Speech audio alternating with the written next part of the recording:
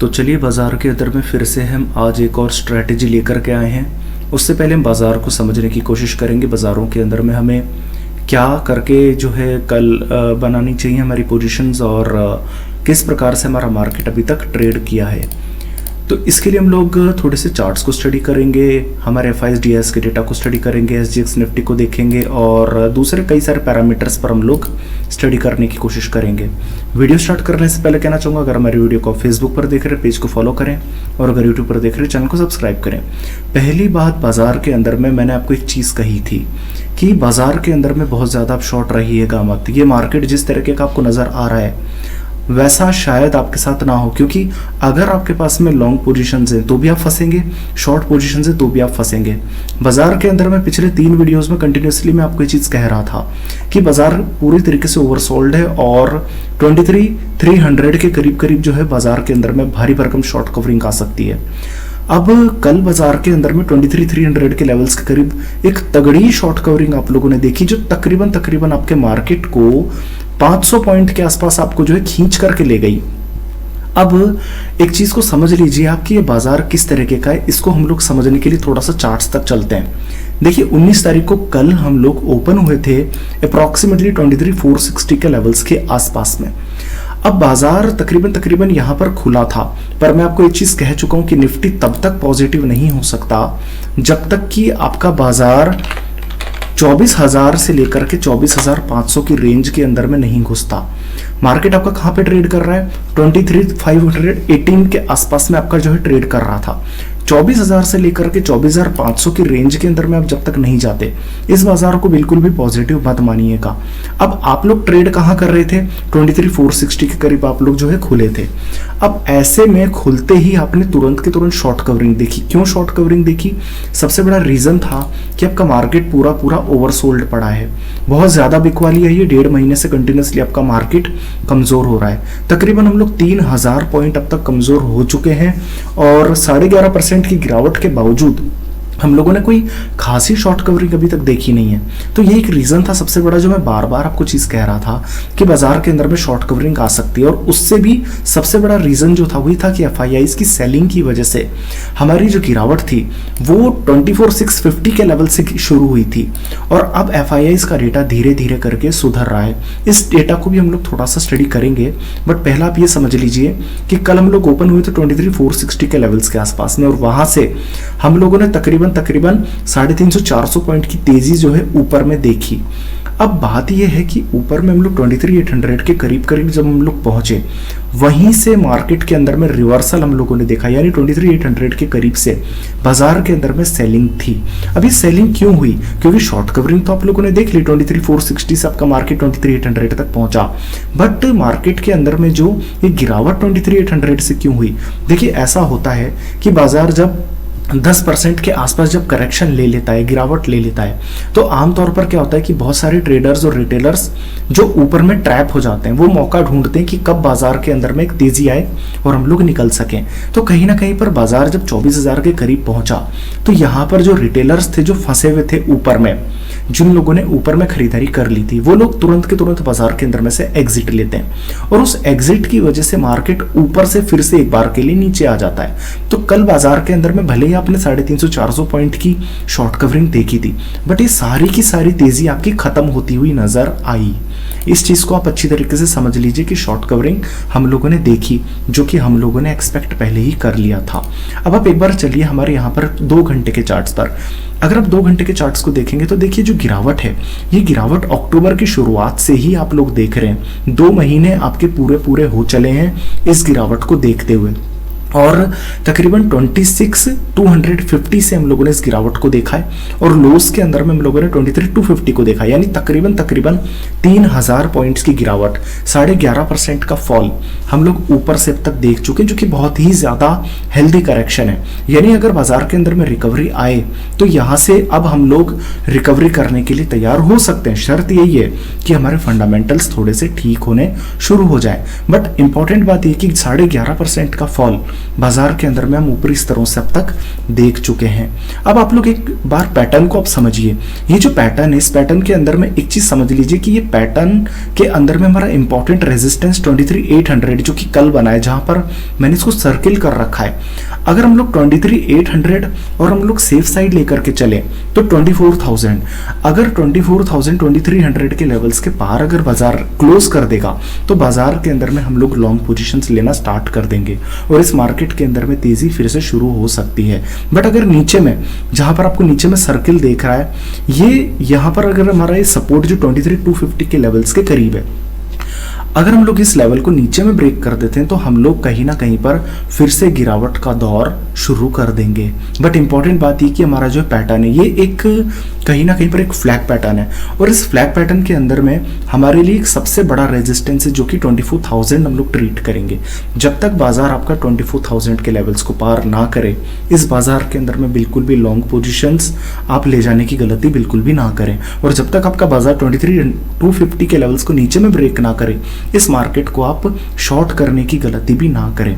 यानी कि जो रेंज है, ये रेंज बहुत ही कंफ्यूजिंग वाली रेंज है, आपको ये उलझा करके रखने वाली रेंज है।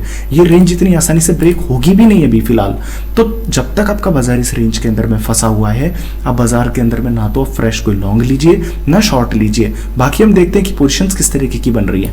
बट अगर आप लोग FIIs के डेटा को अगर एक बार देखेंगे तो आपको बड़ा आश्चर्य होगा कि बाजार के अंदर में तेजी आने की शुरुआत हो सकती है और बहुत ज्यादा आसार है कि आप अब कहीं ना कहीं पर नीचे में शॉर्ट कवरिंग आप फिर से देखेंगे और नीचे में बेस फॉर्मेशन बनते हुए आप जल्दी ही देखेंगे। देखिए FIIs ने कल के बाजार के अंदर में क्या किया, बाजार आपका 1/4% हरे निशान के साथ क्लोज हुआ। बट उससे भी बड़ी बात है कि आप 26 आप जो है ऊपर में 23,800 से कमजोर होकर के आपने 200-300 पॉइंट्स की गिरावट आप लोगों ने देखी। तब FIIs ने कैश के अंदर में 3,500 करोड़ रुपए की कैश में सेलिंग कर दी। अब आप कहेंगे कि यार कैश में सेलिंग तो बहुत ज्यादा है, बिल्कुल ज्यादा है, बट 3,000 पॉइंट की गिरावट हो रही है बाजार के अंदर में। अब 3-4 हजार करोड़ की सेलिंग FIIs के द्वारा जो हो रही है, ये एक नॉर्मल है। बट उससे बड़ी बात पता है क्या है, DIs ने कैश मार्केट के अंदर में लगभग 2,800 करोड़ रुपए की फिर से खरीदारी कर डाली। इसका मतलब नेट कैश के अंदर में 600 करोड़ रुपए की ही सेलिंग हुई है। इसका मतलब क्लियरली आप समझ लीजिए कि जो रेजिस्टेंस आपका स्ट्रॉन्ग था 24,000 2300, ये हल्के फुल्के रेजिस्टेंस है। और मैं आपको एक और चीज बता दूं कि कल इंडेक्स के अंदर में सिर्फ 350 करोड़ की खरीदारी थी, उससे पहले 400 करोड़ रुपए की बिकवाली थी। कल FIIs ने 2,000 करोड़ रुपए की इंडेक्स के अंदर में खरीदारी करी है। यकीन मानिए 1.5 महीने के अंदर में इतनी बड़ी खरीदारी इंडेक्स के अंदर में होना, ये बहुत ज्यादा बड़ी बात है। देखिए निफ्टी बैंक तो पॉजिटिव था, निफ्टी बैंक आपका 50,000 के ऊपर ही ट्रेड कर रहा था, तो निफ्टी बैंक तो आपका पॉजिटिवली ट्रेड कर ही रहा था। बट निफ्टी तो तब तक पॉजिटिव नहीं हो सकता जब तक आपका 24,000 के लेवल्स को पार नहीं कर जाते। उसके बावजूद अगर FIIs इंडेक्स के अंदर में खरीदारी कर रहे हैं तो कहीं ना कहीं पर ये एक बहुत बड़ी चीज है। और आप एक चीज समझ लीजिए कि FIIs की जो लॉन्ग पोजीशन है वो सिर्फ 20% है नवंबर की सीरीज के अंदर में। तो FIIs अगर 2,000 करोड़ रुपए का इंडेक्स खरीद रहे हैं, ये एक बहुत बड़ी चीज है। स्टॉक फ्यूचर्स के अंदर में आप देखिए कल सिर्फ 1100, परसों सिर्फ 1100 करोड़ रुपए की खरीदारी थी, उससे पहले 750 करोड़ रुपए की बिकवाली थी। अगर कल तकरीबन 65 पॉइंट की तेजी पर और ऊपर से 250-300 पॉइंट गिरने के बाद भी बाजार के अंदर में स्टॉक फ्यूचर्स के अंदर में FIIs अगर 5,000 करोड़ की खरीदारी कर रहे हैं तो ये बहुत ज्यादा पॉजिटिव आप मानेंगे।